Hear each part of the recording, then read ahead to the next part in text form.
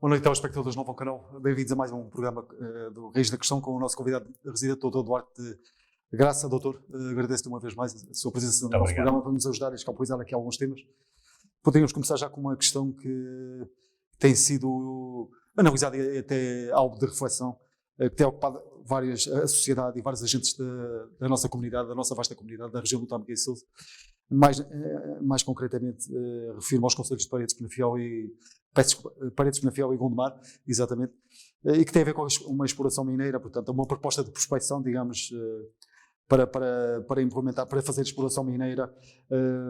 A proposta é essa que foi feita por uma empresa que pertence a um grupo canadiano. Isto suscitou, obviamente, uma série de reações, não só por parte dos agentes envolvidos, neste caso das câmaras de Penafiel, Paredes e Gondomar, mas também de outros atores que estão mais ligados a esta área, a esta questão inclusive alguns partidos políticos também se manifestaram publicamente. Qual é a posição do Bloco de Esquerda relativamente a esta questão? Bem, antes de mais, boa noite ao Miguel e a toda a gente que nos estiver a ver. Portanto, esta questão, como o Miguel disse bem, surgiu neste mês de março e tem sido uma questão até bastante presente ao nível da comunicação social, sobretudo aqui da região. E aliás, até este sábado até houve a própria oportunidade e aliás o Novo Canal esteve presente para acompanhar portanto uma comitiva, digamos, de algumas pessoas que vivem na zona, algumas do concelho de Gondomar, algumas do concelho de Penafiel e também de Paredes. E portanto acompanhadas da deputada do Bloco de Esquerda, Maria Manuel Rola, e de aderentes e representantes do Bloco de Gondomar e de Penafiel, e eu, aliás, tive o imenso prazer de poder estar presente também e de, no fundo, acompanhar esta visita, que serviu sobretudo, enfim, para tomar um conhecimento mais direto daquilo que é a situação da zona e, sobretudo, para se poder observar aquilo que é o património natural que existe ali naquela zona, aquilo que é um contacto com a natureza que é possibilitado e, sobretudo, que é desfrutado naturalmente pelas Aliás, pessoas doutor, que vivem mais na estamos a zona. falar de um património natural único, não é? Um património que e que faz parte, inclusive, do projeto do Parque Serras do Porto. Há ali neste caso há dois concelhos ali que integram o projeto do Parque Serras do Porto, que é o município de Gondomar e Paredes. Exatamente, e portanto é uma zona que reconhecidamente tem até o próprio Instituto de Conservação da Natureza e das Florestas, até há uma particularidade que é a questão das colónias de morcegos, por exemplo. Portanto, todo o conjunto de biodiversidade que ali existe, a par daquilo que é a beleza natural daqueles montes, daquelas serras, tudo isso, acho que para qualquer pessoa que tenha em conta o quão fundamental é falar de conservação da natureza hoje em dia, sobretudo quando enfrentamos enormes crises verdadeiramente existenciais, como a questão das alterações climáticas, como a questão da poluição desenfreada. Enfim, acho que as pessoas em geral compreendem que é um absurdo se quer falar ou haver a hipótese de abordar a questão de exploração mineira numa zona como esta. É evidente que aqui até falámos de património arqueológico. Aliás,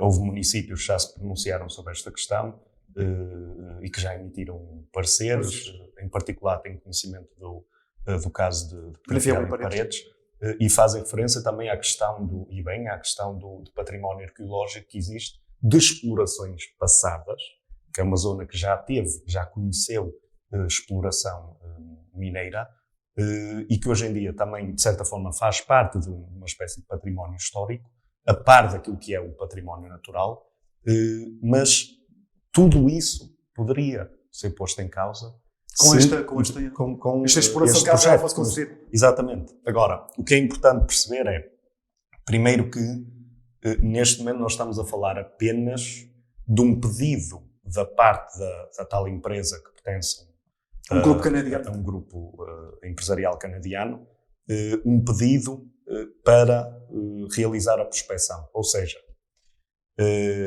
aliás, isto ao abrigo daquilo que é os procedimentos para este tipo de matérias. Portanto, as empresas, isto é uma espécie de primeiro passo em que as empresas pedem a publicitação daquilo que é a sua proposta da área onde pretendem, numa primeira fase, verificar que tipo de elementos, minério é que existe ali para poderem explorar e só uma primeira depois, abordagem, digamos. Exatamente, uma primeira abordagem. Só que isso, neste momento, o que acontece é que houve a publicação em Diário da República, 1 de março, deste pedido de exploração, e aquilo que acontece é que está naquilo que é, enfim, consulta pública, digamos, que é, nos 30 dias após a publicação em Diário da República, partes interessadas, e como é evidente, municípios, populações, vários atores são as partes mais interessadas nesta questão, não é? Que seriam os mais afetados por este tipo de projeto, têm o direito a pronunciar-se sobre esta questão. E, verdadeiramente, nós temos visto que a reação, em geral, tem sido contrária àquilo que seria a realização deste projeto. E bem, aliás, respondendo à pergunta inicial do Miguel, como é evidente, o Bloco de Esquerda também se posiciona contra a ideia de exploração, sobretudo porque acho que é importante ter em conta, e aliás, uma das coisas que foi referida por pessoas que vivem na zona, é que já existe um conjunto de problemas que as populações enfrentam do ponto de vista ambiental na zona. E aqui uma das coisas que podemos falar é, por exemplo, a questão do aterro da Serra da Boneca, que é mesmo nas proximidades... Está em Canelas, digamos, no conceito de Penafiel. Exatamente, mesmo nas proximidades da Serra das Banjas, que é a zona que seria a zona atingida, digamos. Seria a zona atingida pela exploração. Portanto, já existe essa questão e toda a discussão que traz sobre o tratamento de resíduos, sobre as preocupações sobre a infiltração de lixiviados, enfim, nos solos, que eventualmente possam depois também contaminar a água. Portanto, já existe todo um conjunto de preocupações. Situações que penalizam, digamos, aquela exatamente. Isto para além daquilo que já sabemos, não é? Que nos concelhos de que estamos a falar, bem como noutros concelhos aqui à volta, no Distrito do Porto e não só, sabemos que já existe algum tipo de exploração, seja pedreiras, por exemplo, ou exploração de alguns minérios. E, portanto, sabemos que estas zonas não são propriamente zonas que estão fechadas, onde não existe nenhum tipo de exploração. E na sua ótica, portanto, doutor, desculpa interromper, esta proposta de prospecção iria de alguma forma adensar esse conjunto de problemas que já existem? Pois, exatamente, é mesmo essa questão, quer dizer, já existe uma carga do ponto de vista ambiental desse tipo de projetos e desse tipo de exploração. E, portanto, isto seria, como o Miguel disse bem, adensar, quer dizer, aprofundar aquilo que começa a ser um problema cada vez maior. Aliás, por exemplo, ao nível do território nacional, a crescer a isto, existe toda a conversa sobre a exploração de lítio, sobretudo, mas a exploração em muitos outros sítios também, que nos começa a dar uma ideia que, efetivamente, quer dizer, aquilo que se fala das preocupações ambientais, aquilo que se fala da necessidade de combater as alterações climáticas, acaba por ser um discurso um bocado oco. Isto porquê? Porque, por exemplo, a questão do lítio, quando se coloca, muitas vezes o argumento que é usado para a necessidade dessa exploração é a questão das alterações climáticas, precisamente. Ou seja, existe quase um choque entre estas diferentes dimensões. Só qual é o grande problema aí? É que os carros elétricos não são a solução para tanto problema de mobilidade como para questões ambientais, porque nós sabemos o impacto que tem a questão da exploração do lítio nas populações, do ponto de vista ambiental, todo o conjunto de detritos que depois ficam nas circunstâncias e é difícil saber o que fazer com aquilo. Portanto, a solução, verdadeiramente, e como já falámos aqui, é a questão dos transportes coletivos, porque otimiza todo este conjunto de questões, seja a questão da pegada ambiental, seja a questão de enfim, financeira das pessoas, não é como é evidente, nem toda a gente tem recursos para ter uma viatura própria, seja a questão até problemas de congestionamento das vias rodoviárias. Quer dizer, nós sabemos que transportes públicos coletivos, como a ferrovia, como autocarros, como elétricos, como o metro, são o futuro da mobilidade. Tem que ser, porque seja do ponto de vista de satisfazer as necessidades de deslocação das pessoas, nas diferentes áreas, seja do território aqui da zona de Tâmega e Sousa, seja ao nível do país, seja em todo o mundo, a par daquilo que são as preocupações ambientais, só os transportes públicos coletivos é que resolvem essa questão. E, portanto, quando falamos de exploração mineira neste momento, de ter ainda mais exploração, o que é fácil de perceber é que isso seria um enorme problema, e neste caso em específico, nós falamos da tal questão de um atentado ambiental, porque até falamos de uma zona que é uma área protegida do Instituto de Conservação de Natureza e Florestas. Portanto, quer dizer, todas estas questões fazem com que, eu acho que surja uma interrogação que é, porquê é que se quer? Quer dizer, existe este interesse da parte da empresa que parte da ideia que de alguma forma teriam algum sucesso, que há uma hipótese de sucesso em avançar com esta exploração. E eu acho que isso existe por uma razão muito simples.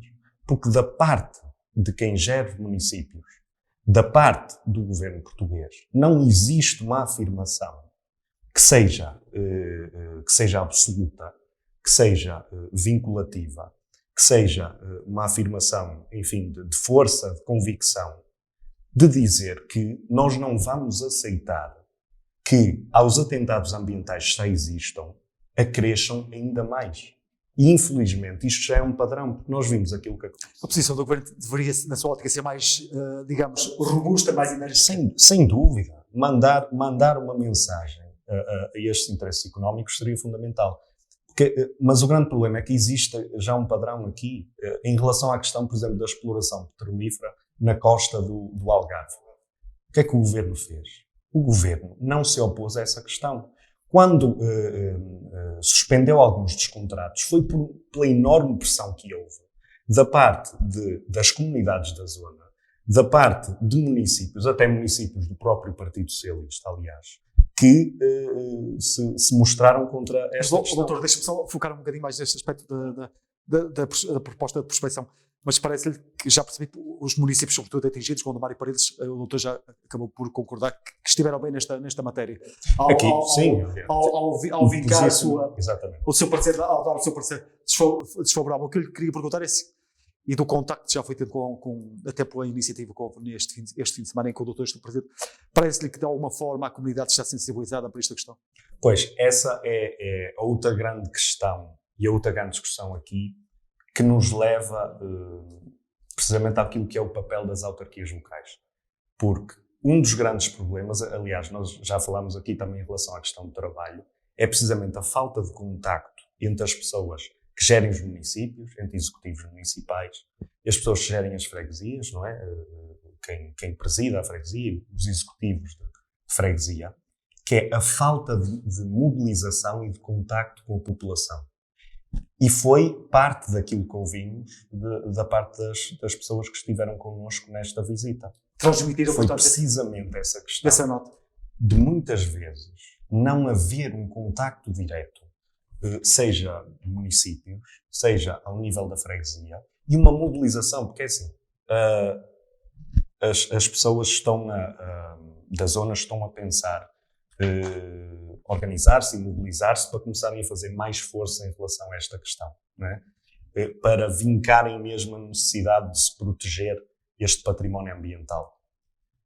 Mas ter o apoio do município, das freguesias, é uma coisa muito fundamental nestes casos. O doutor defende que deveria haver uma maior articulação. Exatamente. E embora neste caso se possa dizer que os municípios, os executivos municipais, se posicionaram corretamente, enfim, tomaram uma posição que, no sentido desfavorável, enfim, coincide com aquilo que é a posição do Bloco de Esquerda, com aquilo que é a minha posição pessoal, que é não fazer sentido haver exploração mineira nestas zonas, mas existe essa falta ainda de um contacto mais direto, do exercício, lá está, o exercício do poder de uma forma verdadeiramente aberta e que dê a entender às populações que as decisões que são tomadas do posicionamento dos municípios não são só administrativas, mas têm em conta aquilo que as pessoas acham. E prestando a ouvir as pessoas, exatamente, e prestando mais esclarecimentos. Exatamente. Doutor, aliás, o doutor pegou aí numa questão que me parece fundamental e o CDS, inclusive, corrija-me se estiver enganado, mas acho que não. Mas o CDS-PP, inclusive, veio vincar precisamente essa questão do atentado ambiental. Há aqui, efetivamente, um perigo, portanto, e tendo em conta que é o património natural, tendo em conta o património cultural natural e até o património arqueológico que existe ali, há efetivamente um risco de confirmar-se esta proposta de prospecção, se haveria efetivamente um risco ambiental ali. Sem dúvida. Aliás, nós falamos, mesmo que se fale, por exemplo, de exploração subterrânea, existe sempre um passivo ambiental associado a estas questões, existe sempre um impacto na população, e eu acho que é importante também dirigir-nos à questão muitas vezes é o argumento usado por estas empresas, por multinacionais, aliás, não só relacionado com exploração mineira, mas qualquer tipo de multinacional, na verdade, que é a questão da criação de postos de trabalho, a questão da criação de riqueza para as comunidades. E o grande problema que existe aí é, primeiro, os postos de trabalho no que toca à exploração mineira já não costumavam ser há algumas décadas atrás. Em grande número, portanto. Exatamente. Nós sabemos que, aliás, como acho que foi referido na reportagem do Novo Canal, quer dizer, antes, comunidades inteiras obtinham algum tipo de riqueza a partir da exploração mineira. Agora, isso, evidentemente, não acontece. Existe todo um conjunto de automatização do trabalho que é feito na exploração mineira, que faz com que haja muito menos postos de trabalho disponíveis. Mas acho que também é importante considerarmos uma coisa, que é, quando nós falamos, quando se fica dependente, e é o que infelizmente acontece muito, fruto daquilo que é a visão de economia, sobretudo PS e PSD, não é? E CDS, que são quem tem governado o digamos país, o arco da governação. essencialmente, exatamente, desde 76. Essa visão económica, que é muito dependente daquilo que é a ideia de vir investimento de outros países, investimento de multinacionais, exatamente, criar postos de trabalho, é uma coisa que vai contra aquilo que eu acho que é uma noção verdadeiramente saudável de democracia e desenvolvimento económico, que é os poderes públicos, seja autarquias locais, municípios e freguesias, seja o governo, ajudarem as comunidades a desenvolverem projetos económicos por si próprias e não ficarem dependentes que venha investimento de fora, que depois tudo aquilo que tem a ver com estes projetos económicos fica ligado aos interesses de quem é proprietário dessas empresas. Se a certa altura não dá lucro, abandona um projeto e fica ali todo passivo ambiental. E muitas vezes com as escolas que são conhecidas publicamente. Exatamente. Portanto, aquilo que é preciso, tudo aponta neste sentido. Para ser um absurdo, lá está, se quer considerar que isto pudesse vir a ser uma possibilidade, precisamente porque tem problemas desde a questão ambiental até esta questão económica. E, portanto, isto vai ter a tal questão que eu referi, que acho que, perante uma situação como esta, o governo deveria tomar uma posição, mandar uma mensagem para estas empresas de exploração mineira, de exploração petrolífera, de que Portugal, pelo menos Portugal, e esperar-se-ia que outros países fizessem o mesmo também, não está disponível para aceitar mais atentados ambientais. E considera que esta posição, como o doutor diz, digamos, uma posição para mim também expressão de força da parte do governo relativamente àquilo que são os interesses económicos, relativamente a determinados projetos e que muitas vezes, como disse bem, coidem com determinados interesses, aquilo que são os interesses das comunidades. Faria até mais sentido, e era uma questão que eu gostava de colocar e gostava de ouvir a sua opinião, faria mais sentido numa altura em que Portugal presida ao Conselho Europeu? Ora, acho que isso, ainda bem que o Miguel refere essa questão, porque acho que isso permitiria quer dizer, até alargar esta discussão precisamente mais para todo o espaço europeu, porque no fundo, quando falamos das tais questões de conservação da natureza, combate às alterações climáticas, sabemos que são questões globais. Quer dizer, toda a natureza não respeita aquilo que são as divisões geográficas que nós, seres humanos, fazemos nos mapas. Portanto, está tudo, no fundo, interligado. E o impacto numa localidade pode vir a ter impacto em muitos outros sítios.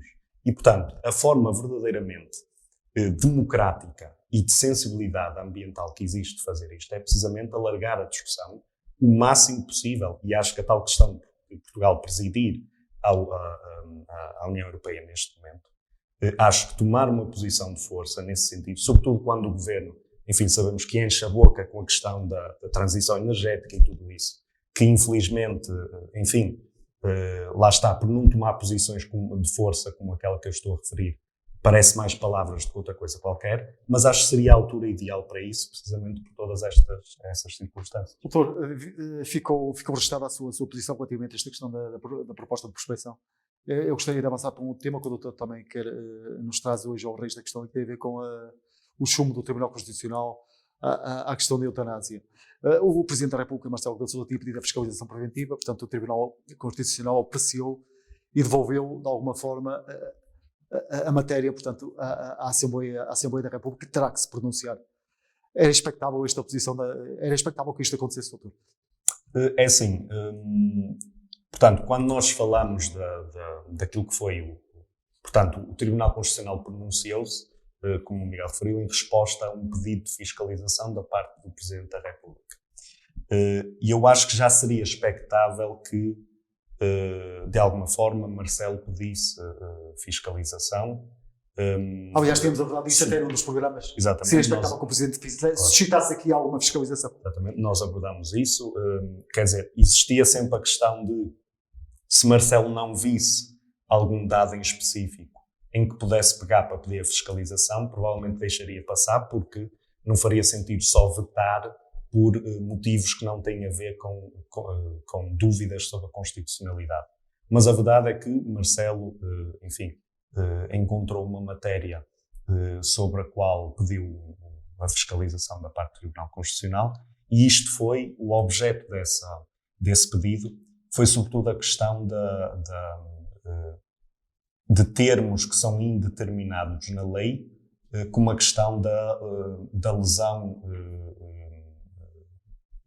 grave de natureza definitiva e a questão de sofrimento intolerável. Portanto, a preocupação aqui foi que estes termos, estes conceitos, digamos, exatamente, que a lei não define, não seria possível, em situações práticas em que houvesse, não é, um pedido para antecipação da morte, não seria possível aos profissionais de saúde que têm e a profissionais, enfim, jurídicos que têm a responsabilidade de tomar a decisão sobre se permitir que o processo avance ou não, que não lhes seria possível, enfim, determinar se estaria perante, em determinados casos, um tal sofrimento intolerável, uma lesão profunda, grave, definitiva, e, portanto, foi este o objeto.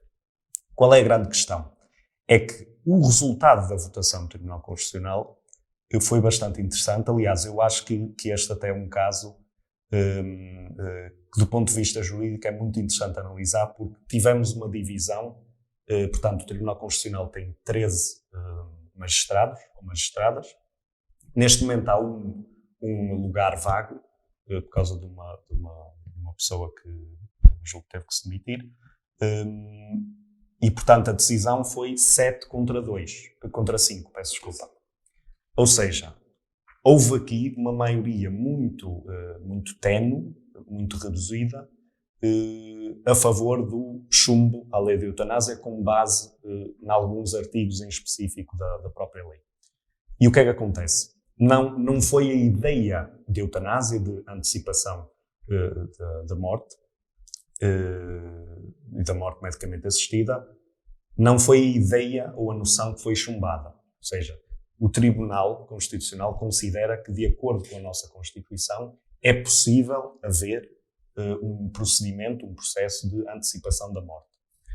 Só que qual é a questão? É precisamente estes 7 juízes ou juízas que votaram pela inconstitucionalidade afirmaram que, efetivamente, não é possível determinar esses termos em situações práticas e, portanto, lá está, devolve-se à Assembleia da República a noção de que é preciso alterar a lei para o Tribunal Constitucional. Mas não é essencial aquilo que o doutor acabou de dizer, é que a lei não está em causa. Portanto, não é. Exatamente. Aquilo que se pretende é clarificar algumas situações que suscitaram as tais dúvidas ao Presidente. Ora bem, qual é a grande questão aqui? E eu acho muito, muito importante, por acaso ainda não tive a oportunidade de ler na íntegra, mas já li parte daquilo que foi a declaração de voto conjunta destes 5 juízes ou juízas que consideraram que a decisão maioritária não fazia sentido de chumbar a lei com base nessas questões da indeterminação.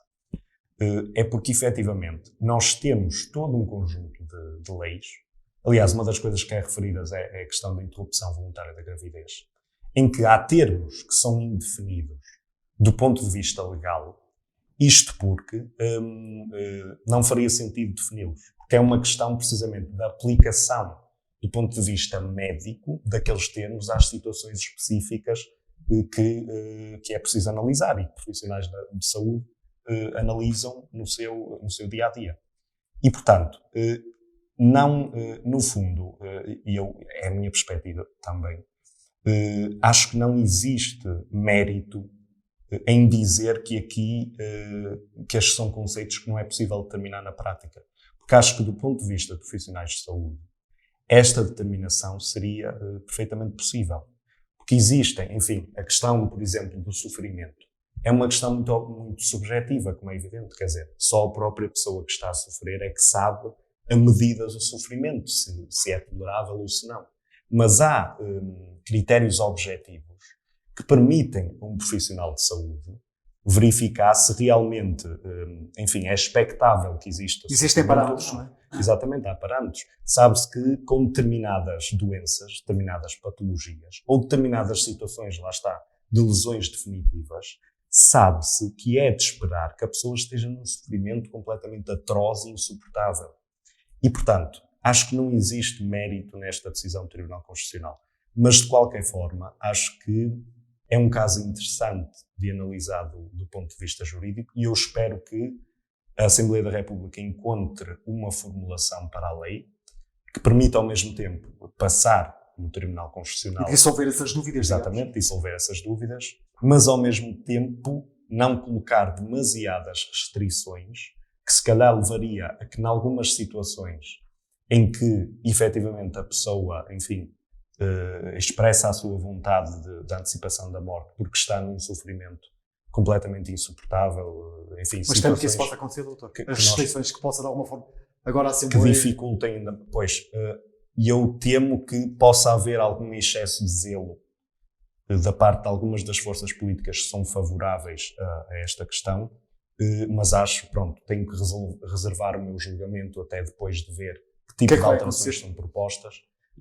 E espero sinceramente que, enfim, que não exista essa restrição excessiva. Já estamos a falar de casos muito específicos e muito reduzidos.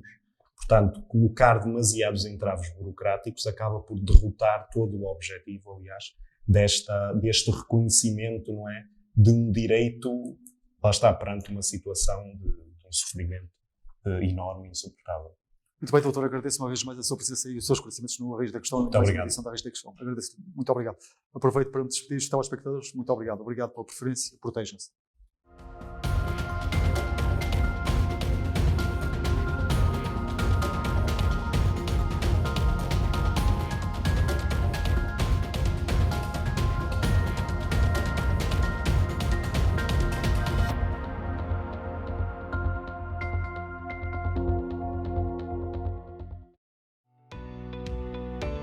Novum Canal. Sempre Novum, sempre seu.